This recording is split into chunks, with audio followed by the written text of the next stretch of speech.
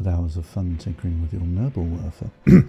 Today, ladies and gentlemen, I'm going to help you decide whether Steel Division 2 is the right World War II strategy game for you. By the end of this video, you will know what it's like to actually play this game to help you make an informed decision. I'm not a Steel Division 2 fanboy, just a strategy fan who took a chance on this game so I could report back with my findings to you, my fellow generals. First, give me 30 seconds to describe the game in a nutshell. If you're still intrigued after that, we'll go into more detail about how the game plays, the mechanics, and how it compares to other games you may have played. If a Total War game had a three-way baby with Hearts of Iron and Company of Heroes, the outcome would be Steel Division 2. In Steel Division 2, you create your own battle groups, made up of infantry, tanks and planes, to take into battle, much like you would in Hearts of Iron 4, but in much greater detail. Then you take your battle group into a match and control individual tanks and squads, just like Company of Heroes, but on a much bigger scale. There's also a deployment phase at the beginning of each match, and the way you issue orders, it all really reminds me of Total War games.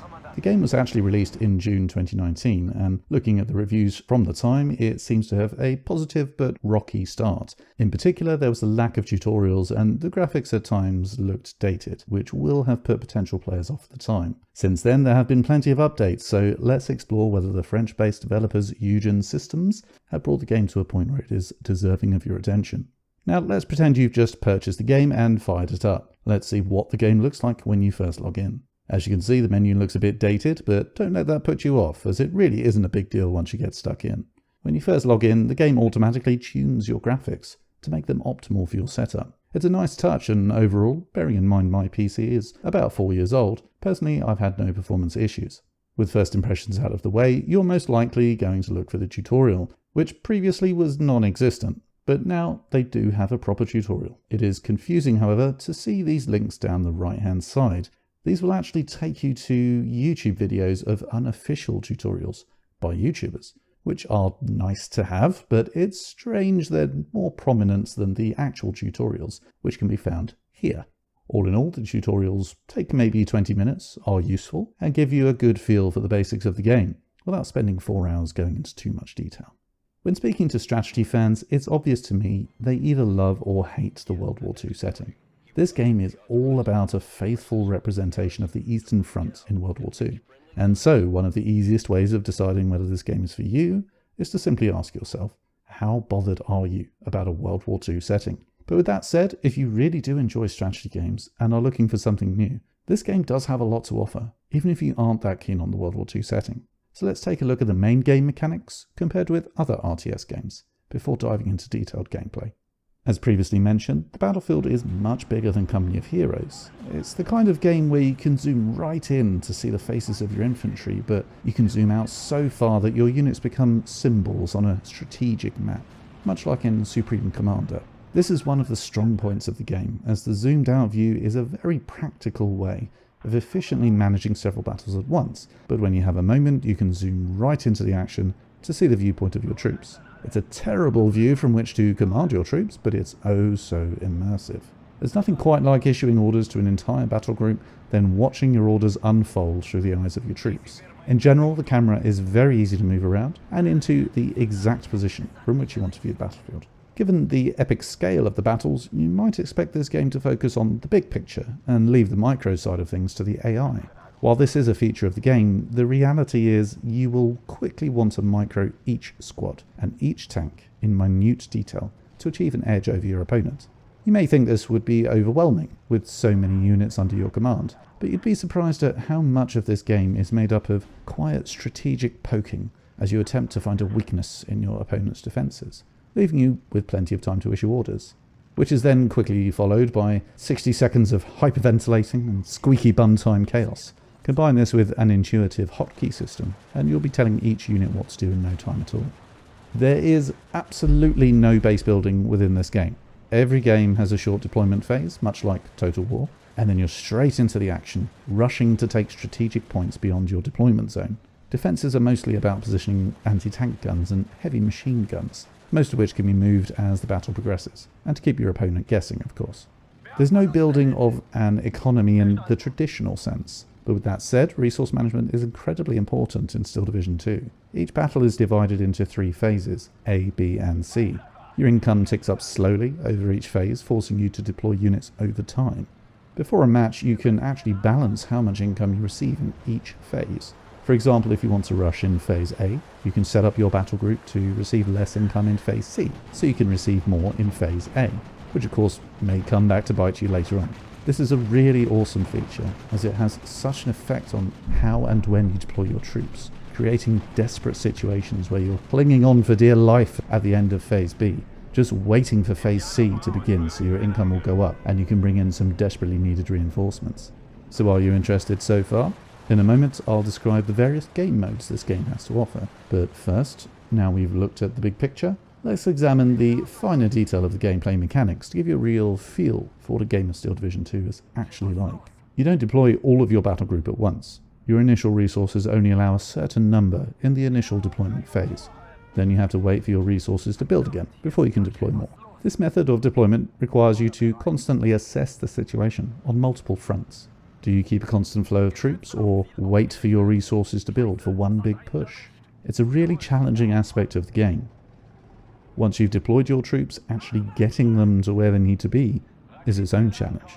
They deploy at the edge of the map, and depending on how far they have to travel, it can take them a long time to get into position, leaving you to plan and assess where they'll be needed ahead of time. Infantry in particular are ferried from the edge of the map in flimsy trucks that can be destroyed by one unlucky shot from an enemy tank. You can dismount your infantry at any time, but on foot they'll take a lot longer to get to where they're needed. You could deploy them in a more expensive armoured transport with heavy machine guns, which stays with you as its own unit once the infantry dismount.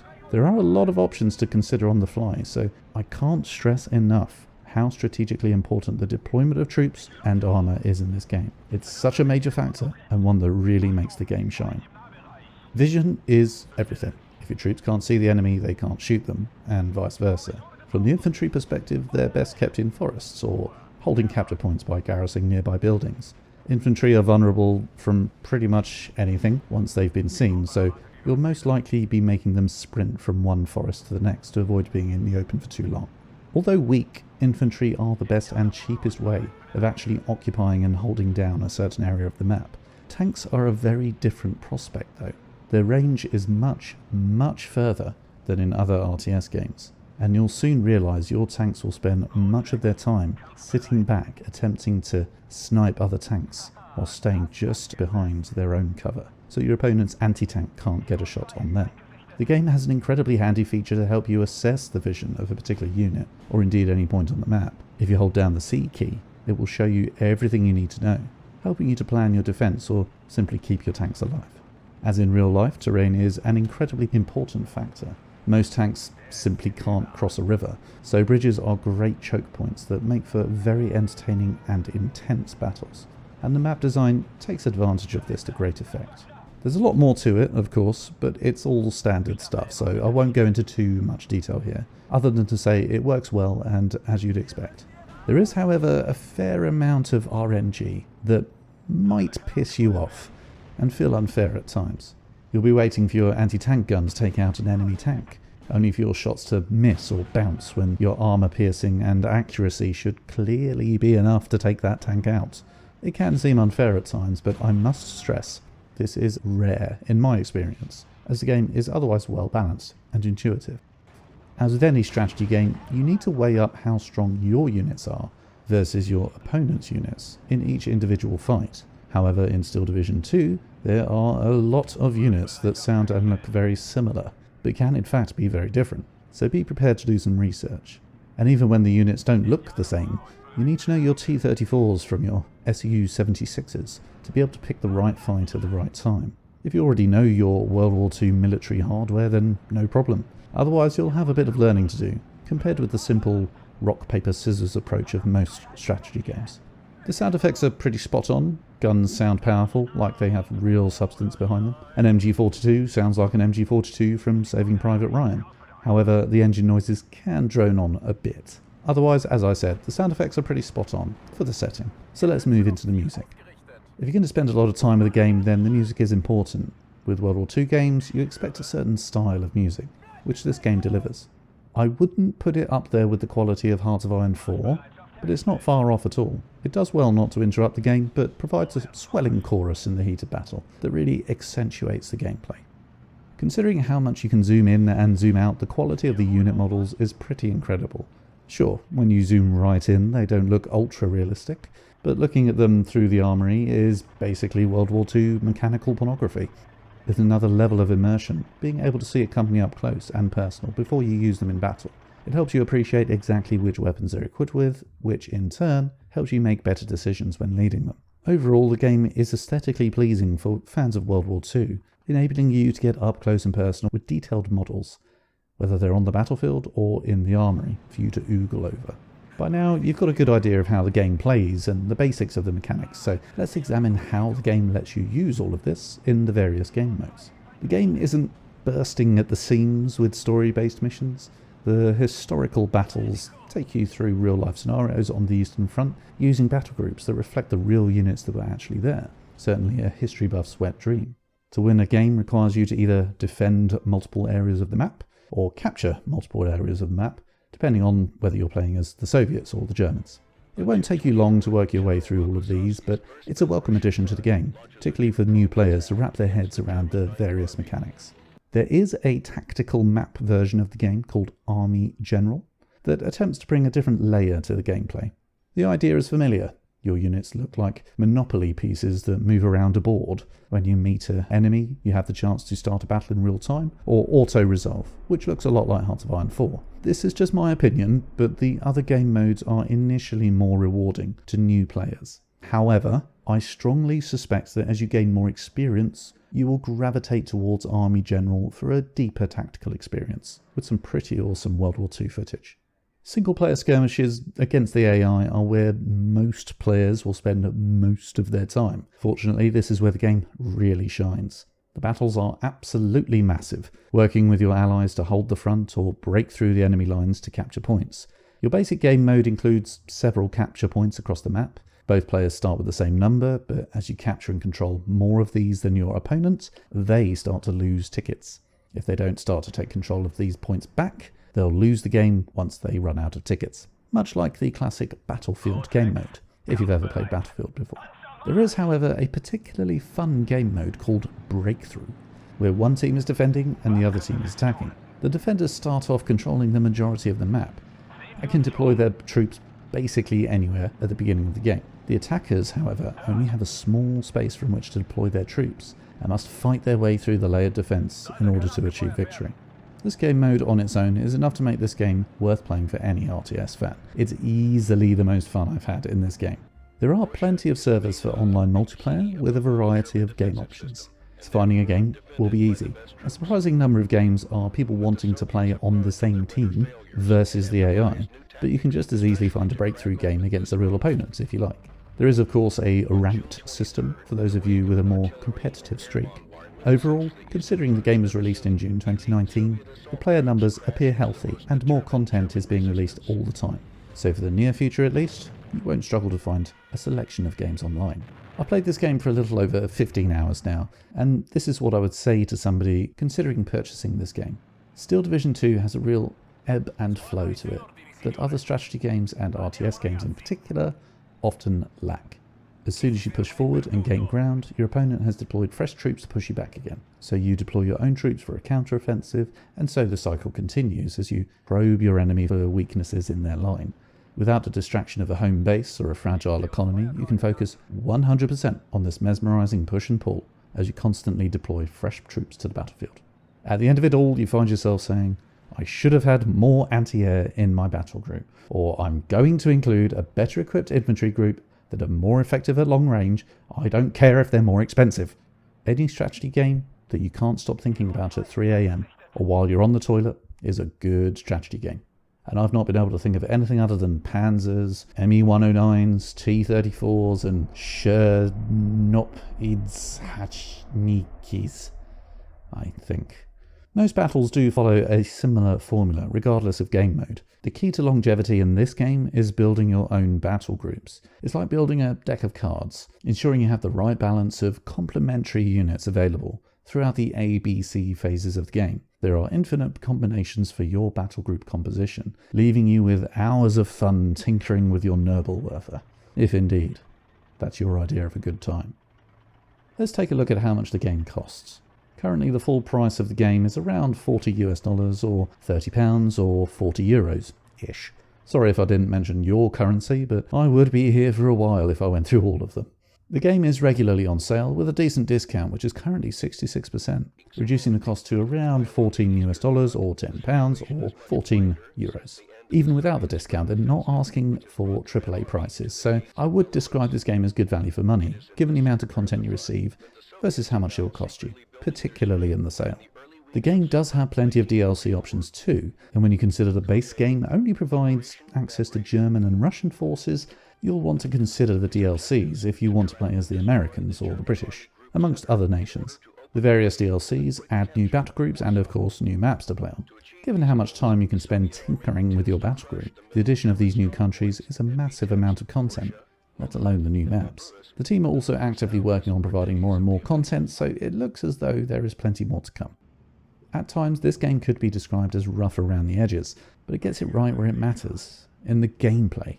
The strategy is deep, layered and constantly evolving.